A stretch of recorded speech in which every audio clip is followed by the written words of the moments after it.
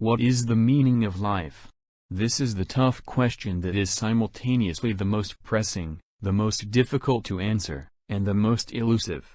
Careful thinkers often avoid it, aware that this issue is open-ended, that defining the meaning of life is inherently a big task, and that the responses aren't necessarily absolute facts that can be supported by logic and argument. However, life is something that we need to deal with, and in dealing with it we need to define its purpose. Mabuhay. This is Owen. In this lesson we will be looking into the meaning of life in the context of certain philosophical thoughts and on the metaphorical meaning of life. As such, we can be able to reflect on the meaning of our own life. Our lesson deals with life's meaning, in which it will be difficult to provide a universal definition. As such, this lesson will be looking into the definition of life by different schools of philosophy and by well-known metaphorical definitions of life. In so doing, the following are the questions that will facilitate the understanding of the topics of the lesson. 1. What is the meaning of life according to the different philosophical thoughts? What does each definition mean? 2. What are the most common metaphorical definitions of life? What does each metaphor mean? Reflect on your answer to the question so as to evaluate your own definition of life. Can you sum up life's meaning in a single word? In response to these questions, our first topic is on the meaning of life as described by the different schools of philosophy. Thus the topic question: what is the meaning of life according to the different philosophical thoughts? Although it may be naive, there is nothing wrong with seeking a straightforward response to the seemingly straightforward question of why we exist. Here, we represented the most well-known philosophical approaches to this issue during the previous 5,000 years. If we are to observe, all philosophical thoughts about the meaning of life appear to belong to one of the following four categories. First, there is a purpose to life. Second, life has a personal purpose. Third, life is meaningless. Fourth, life has a mysterious or unexplained purpose. If we follow the chronological development of philosophy, all philosophies, roughly speaking, go in the following order. First, people turn to God and supernatural powers. Then, they search for significance within the society. Next, they look at the individual person, and ultimately, they look at mankind as a whole. The first attempt by humanity to explain its existence is natural pantheism. Natural pantheism. The idea that God is everywhere and that there is one all-encompassing God who is present in everything is known as pantheism. Living in harmony with all that is what gives life purpose. Pantheism is an age-old concept that was formalized as a distinct philosophy in ethics by the Dutch philosopher Baruch Spinoza in 1675. Theism. The belief that there's a supreme being or God is known as theism. The meaning of life is then prescribed by the God that one believes in. Since the beginning of time, people have practiced theism in a variety of ways, based on how they perceived their deity to be. Taoism. Taoism offers people a painless way of finding life's meaning through wu-wei action without intention or naturalness. Finding the Tao or the Way is the result of such action. Nevertheless, the path cannot be comprehended by means of any justification or deed. The Tao Te Ching by Chinese philosopher Lao Tzu, who lived between the 6th and 4th century BC, is the major source on Taoism, and it states that the Tao only manifests itself when a person simply is. Determinism. Determinism is the belief that all events are the result of previously existent causes. In a world that is predetermined, nothing can be changed, hence there is no such thing as free will. If there is a reason to life, it is predetermined, and there is nothing we can do to comprehend it. Determinism is an old theory that was revived in 18th-century mathematics. René Descartes, a French philosopher and mathematician, is one of its well-known representatives. Confucianism. Confucius, a Chinese philosopher who lived from 551–479 BC, advised us to cultivate ren, or the feeling of altruism one has when caring for one's parents and children. Confucius provided numerous explanations of virtue, one of which is as follows: Now the man of perfect virtue, wishing to be established himself, seeks also to establish others. Wishing to be enlarged himself, he seeks also to enlarge others. To be able to judge of others by what is nigh in ourselves, this may be called the art of virtue. Mohism. The Mohists put forth the idea of inclusive love Genai, which they define as a form of unbiased concern for fellow humans that embraces everyone in society. Following the Fa approach, in which one's psychological state of caring and the positive activity that arises from it are two sides of the same coin, is what gives life its meaning. Mozi, a collection of 71 writings published by the Chinese philosopher Mozi, is the foundational work of Mohism. Solipsism. According to the solipsistic theory, a person can only be positive that their mind exists. The Greek sophist Gorgias 483–375 is credited with coining the term solipsism. He is quoted as having said, "Nothing exists. Even if something exists, nothing can be known about it. Even if something could be known about it, knowledge about it can't be communicated to others."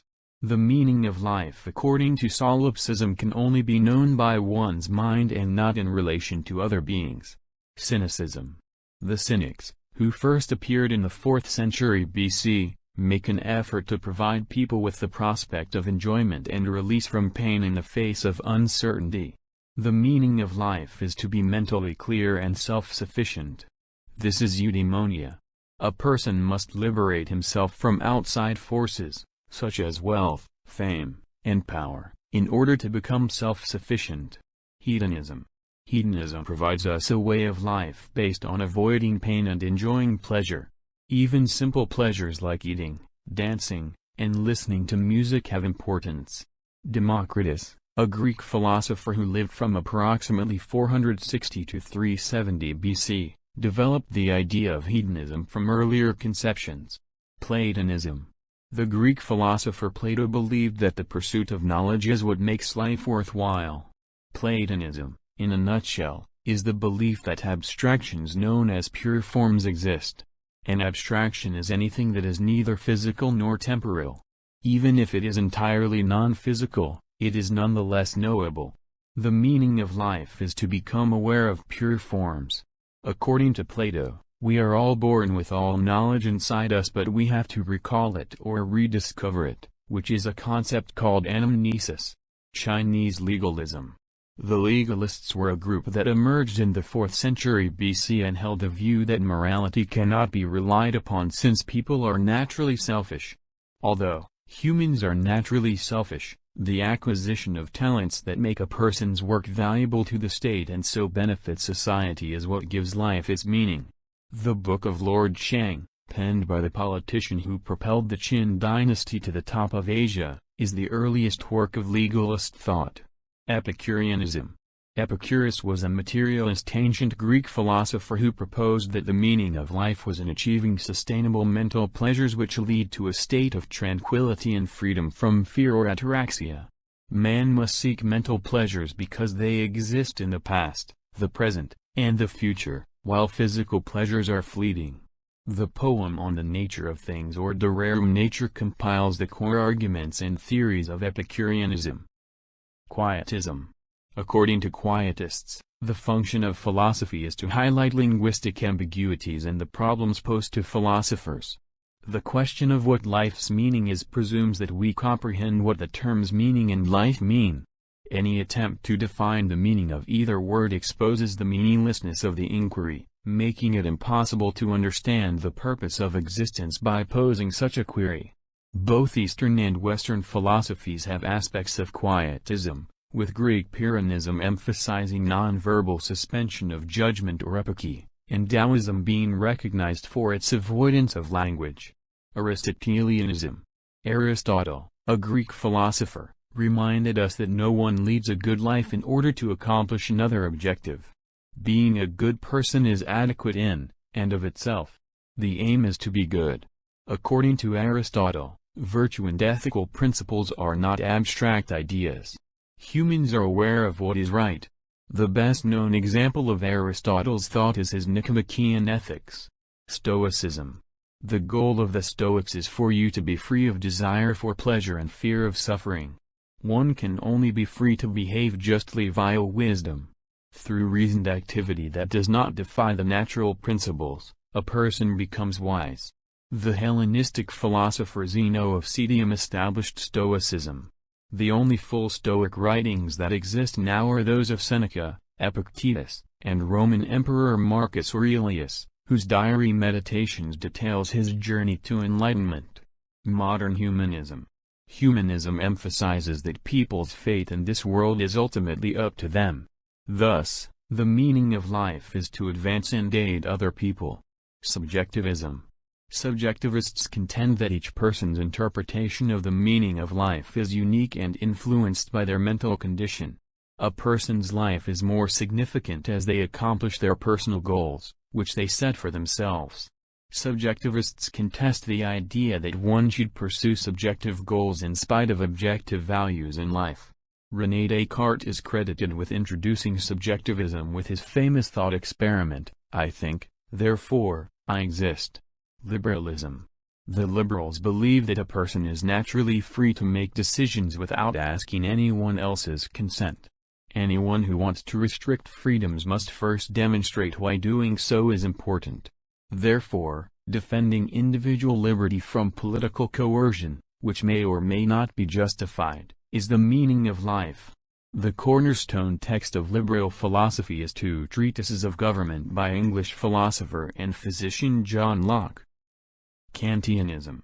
According to Kantianism, all human activity should be evaluated in light of a general principle or maxim.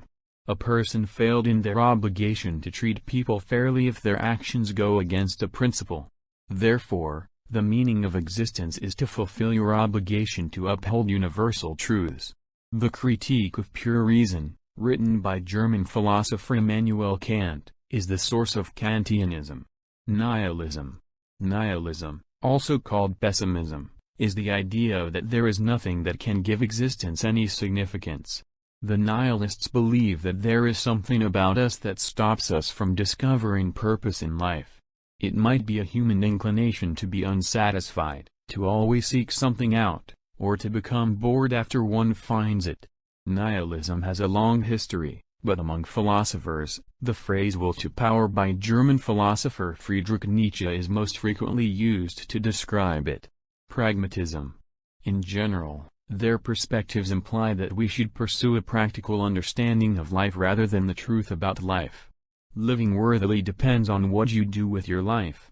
The meaning of life is to do the activity that most contributes to the most human good over the longest period of time. William James on Habit, Will, Truth, and the Meaning of Life covers the subject. Logical empiricism. The idea of logical empiricism, also known as logical positivism, is that the only type of knowledge available to us is facts scientifically verifiable and observable. Anything else is irrelevant. Only one's actual experience can provide a meaning of life.